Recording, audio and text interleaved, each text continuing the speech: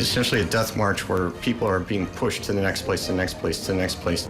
Today on the Morning Edition, preventing large homeless camps from setting up shop. It has proven to be no easy feat, but the LaFrance administration says it has a plan what the next steps are for getting a hold on homelessness. Plus, when I was chartering, running the boat, if you didn't have a 300-pounder on the board, you weren't going to win it. Are Alaska's fish shrinking in size? Recent trends point to yes, but it may not be as bad as you might think. and later, baby otters need swim lessons. Learn from the best, their mama. The heartwarming video as the Morning Edition starts now. I mean, if that doesn't put a smile on your face on this Thursday morning, I don't know what does. We always have to bring you your daily dose of cute, right? So cute. Just wait till you hear their names. We had that yesterday, too. Their names are adorable. They're so cute. I love the mom. She's just like, come here. Yeah. Get out. Told you, front arms. We haven't seen some rain across the state, some heavy rainfall that has been gripping parts of the interior. These soaking rains have been very beneficial in slowing wildfire growth to the north. Now, we are waking up to some sunshine breaks across South Central. We'll see that for the first part of the day, but those clouds will increase once again, and we'll see that chance for some showers pushing inland throughout the remainder of today. And, of course, we're still holding on to some of those breezy conditions across South Central. 56 degrees with those winds gusting up to 20 miles per hour. We will continue to hold on to some of those winds gusting as high as about 30 miles per hour through the remainder of the day. We do have, again, some sunshine breaks to start off the morning. Enjoy it because those clouds will increase throughout the remainder of the day. We've already got some coastal showers building back in. Of course, the bulk of the rainfall that we're going to see today is going to fixate on Prince William Sound. Inland areas, we may see an isolated shower or two, but for the most part, we are going to largely stay on the drier side. You can see there's that rain again building in for coastal areas with that heavier activity as you head to the north into the interior. This is where we've been seeing some of those soaking rains. We hit a brand new record amount of rainfall for Fairbanks yesterday. Notice the heaviest activity this morning is just to the north of Fairbanks, but we're going to see that activity slowly fizzle out throughout the remainder of today. Now, it's not recording anything for Fairbanks, but since midnight, there's been a couple hundredths of an inch of rainfall, and then out towards Kodiak, we've seen just over 6/10 of an inch of rain. And then while we have largely been on the dry side for southeast, we are going to see the return to some heavier rainfall today. For South Central, not heavy rain at all, but we are going to see some of the bulk of that precip out towards Prince William Sound, and you can see inland areas. Just a slight chance we could see some showers. I'll have more on that in that 7-day forecast coming up. In today's top story, a proposed ordinance in Anchorage. It could have big implications for Anchorage's homeless population. Joe Allgood shares details on the plans being discussed for a ban on camping. Mayor Suzanne LaFrance's administration says that they've abated 28 homeless camps since entering office, like the one that was here at Davis Park. Now they're embroiled in a discussion with the Anchorage Assembly about whether or not banning camping in public spaces is the answer to Anchorage's homelessness crisis. We believe that this ordinance is the next step that we need to take. We need to be able to move faster to prevent camps in high-risk areas.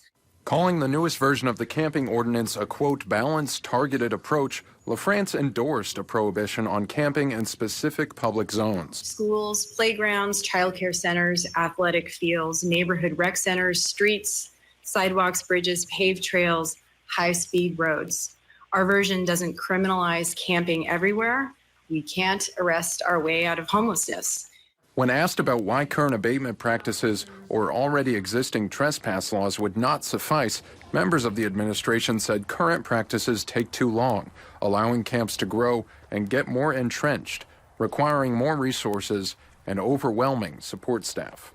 What we do see in real time and in real practice is that it could take us anywhere from 30 days to 2 months to get to a camp, just simply because of the many constraints that we have, that this would allow us to move much more swiftly. Municipal attorneys at the work session detailed some of the changes to the new version, including lower fines, but said repeatedly throughout the meeting that their intent is deterrence, not arrests. If we can prevent the entrenchment of camps and get more efficient self-compliance in these priority zones, we can more efficiently deploy our existing other tools like civil abatement in other areas, and also more efficiently get people connected with services using those other tools. The ordinance doesn't guarantee that shelter would be available for those found in violation, but the administration says groundwork for outreach in such a scenario is, quote, seamless. But some feel such a ban is not only illegal, but dangerous. It's essentially a death march where people are being pushed to the next place, to the next place, to the next place, to the point of collapse, exhaustion, or essentially death. And in times of war, this would be considered a war crime, and it's sad. The Anchorage Assembly is holding a special meeting on Friday beginning at 1 p.m. where they'll hear all public comment before continuing the discussion on this controversial camping ban. Joe Allgood, Alaska's news source. A 2022 murder conviction has been overturned in the case of a man accused of stabbing a 74-year-old woman to death outside of her Anchorage apartment.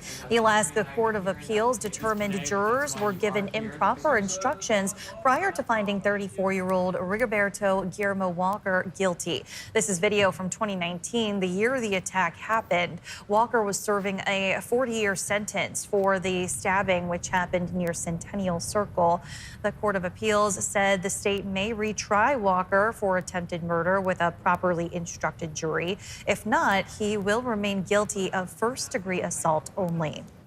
24-year-old Edward Acharian is now charged with second-degree murder after Bethel police found his girlfriend dead inside their home. Charging documents say officers first responded to a welfare check Sunday night on Winterset Drive but got no answer. They returned hours later, forced entry, and found the woman's body inside covered in a sheet. Acharian was taken into custody less than 2 hours after that discovery. Alaska's news source has requested comment from both police and Acharian's attorney, but have not yet heard back. Are there more victims? That is the question Rebecca Palsha is asking in a new Alaska's News Source documentary digging into the Brian Smith case. Kathleen, Joe, and Veronica, who else? The search for Brian Smith's unwritten victims airs this Saturday, July 12th from 8:30 to 9 p.m. on KTUU. Smith is serving 226 years for murdering 2 women, crimes he recorded himself. We speak to him from prison, analyze case files, and explore whether more victims are still out there. Tune in this weekend. Alaska is one of the highest states with the most federal workers per capita, and many on edge after the High Court made a decision to allow the Trump administration move forward, at least temporarily, with plans to slash the federal workforce. Up to 15,000 federal workers here in the state could be affected. This would impact every federal department and every federal agency. And all told, we're talking about potentially tens of thousands of individuals losing their jobs under a mass layoff plan that the administration would like to pursue. Some federal workers have already submitted resignations, while more are expected throughout the rest of the year. One of the tallest structures that once stood in Fairbanks is now rubble. With demolition of the Polaris building nearing completion, the focus now shifts to future development. While the city council weighs the options, the mayor says he hopes to see a hotel on the site, not another parking lot. The Economic Development Corporation says mixed-use options are also under consideration. The idea that's been bandied about as a desire would be some kind of mixed-use structure. You know, a new building downtown where you, again, checking a number of boxes. Ground floor retail, maybe a couple floors of office spaces, you know, good quality office spaces. And then different kinds of lodgings as you went up. You know, apartments, condos, you know, accommodation for different income brackets. The city engineer says cleanup of the Polaris site should take about a month.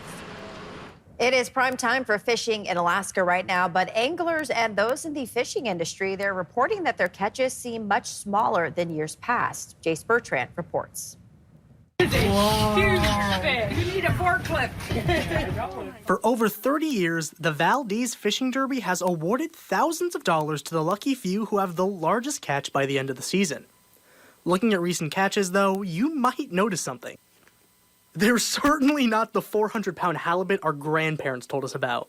When I was chartering, running the boat, if you didn't have a 300-pounder on the board, you know, you weren't going to win it. So, but in the last few years, I think it barely breaking 200 pounds. Back in Anchorage, Dustin Slinker has run the bait shack down at Ship Creek for 19 seasons. From what he's seen, a 27 1/4 pound king, you know, was the biggest fish we had seen. And that's not to say that there hasn't been a bigger one out here caught, but we haven't had a bigger one hang from the scales all summer long. Looking through these old photographs gives us a glimpse at what used to be caught only a decade ago. Fish the size of your entire body. Whether it's climate, food, or just bad luck, Alaska's fish do appear to be getting smaller. However, this doesn't mean your next big catch still isn't out there. Every fish has a mother, as one of the captains used to say. But so there's a bigger one out there. Valdez's largest halibut was caught in 2017 and weighed a whopping 370 pounds. This was only 3 years after the Derby's winner was only 203 pounds. Down at the bait shack, it appears that while the average size has gone down, the number of fish being caught has gone up, allowing the bait shack to stay open longer into the season. That's truly the Alaskan way of life, right? Fishing. And that's one thing that brings not only Alaskans together, but people from around the world fishing. So it's great to see we have this right here in our backyard. And while you may walk away not having that fish story of the one you caught 10 years ago, with some luck, there's always a chance you might catch something down here. From Ship Creek, Jace Bertrand, Alaska's news source. Coming up, putting the last frontier in the spotlight, Alaska State Troopers are vying for a coveted spot in the 2026 American Association of State Troopers National Calendar. How you can help send our troopers to the top. It's Prime Day, meaning prime time for package delivery and also porch pirates. But there are steps you can take to keep your packages safe before your next order goes missing. The rain keeps on falling for areas of the interior with increasing rain for coastal regions of South Central. I'll have more on that. But first, sunrise, 4:42 in Anchorage, 5:34 in Bethel. Your full forecast is next.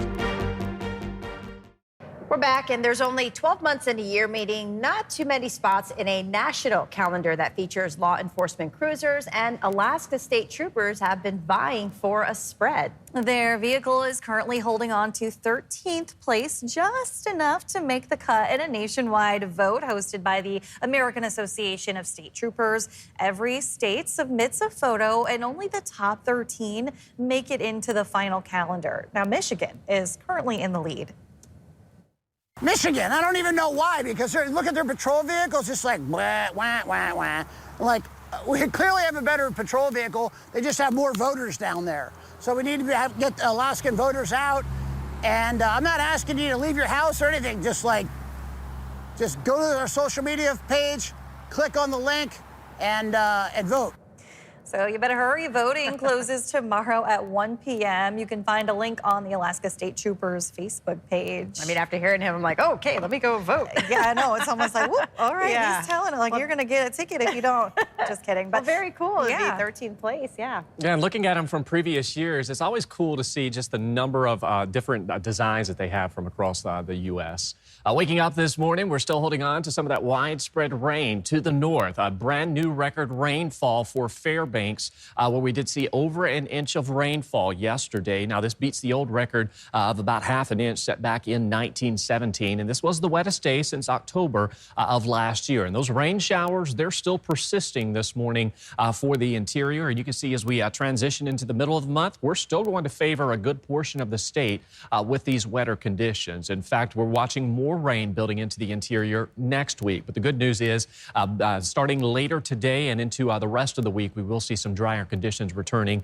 to the interior. And we have seen some reports out towards the interior where we've seen slow growth of that wildfire activity due to those wetting rains that we have been dealing with. Area of low pressure continuing to advance into the Gulf of Alaska. We've got rain approaching as you head out towards Bristol Bay through parts of the Alaska Peninsula, and then as you head through Kodiak. And then we're also going to see some of that heavier rain spreading back into southeast later today. Now, newest drought conditions, this does not take into account what fell yesterday through the interior. The drought conditions, they gather all that information and by about Tuesday, and then they release it every Thursday morning. But you can see those abnormally dry conditions gripping a good portion of the interior. Now, the yellow, that is a precursor to a drought, but just south of Fairbanks, out towards the Canadian border, and then as you head out towards parts of the Northwest Arctic Borough, we're beginning to see some of that moderate drought popping up for the interior. So far, we've seen just over 650 50,000 acres burned this season, with 20 staffed fires currently across the state. And again, those rains that we did see yesterday,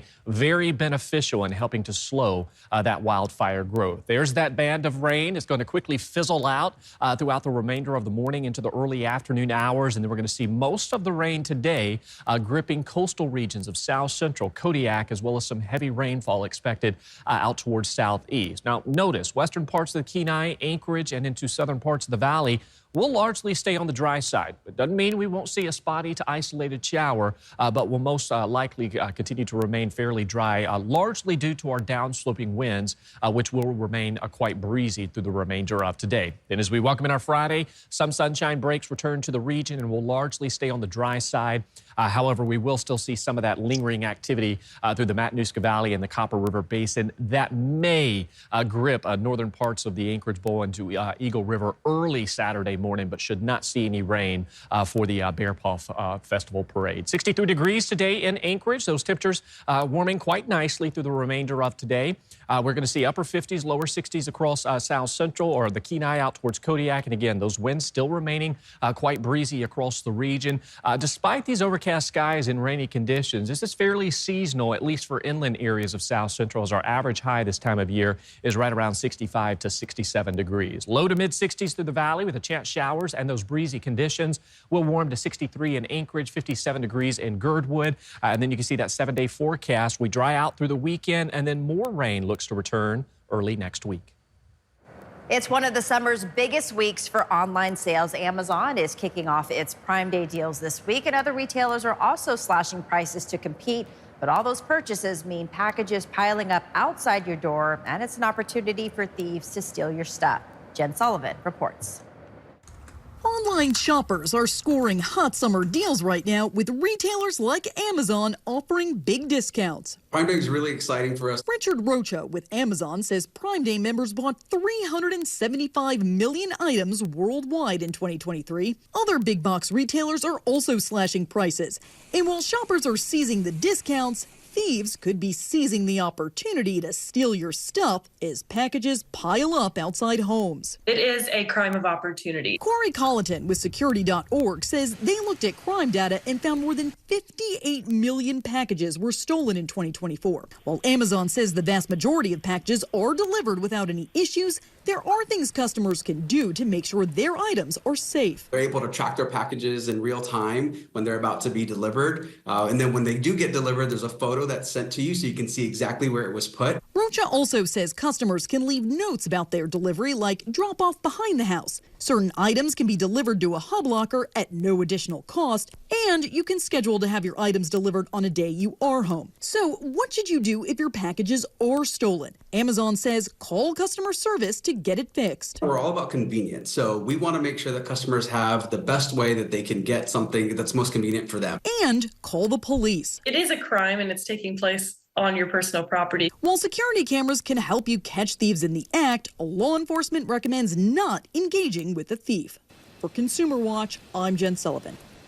Thanks for listening to our podcast. Click subscribe so you can get the latest podcasts from Alaska's news source automatically, and stay up to date with breaking news and in-depth reporting available for free 24/7 with the Alaska's News Source app.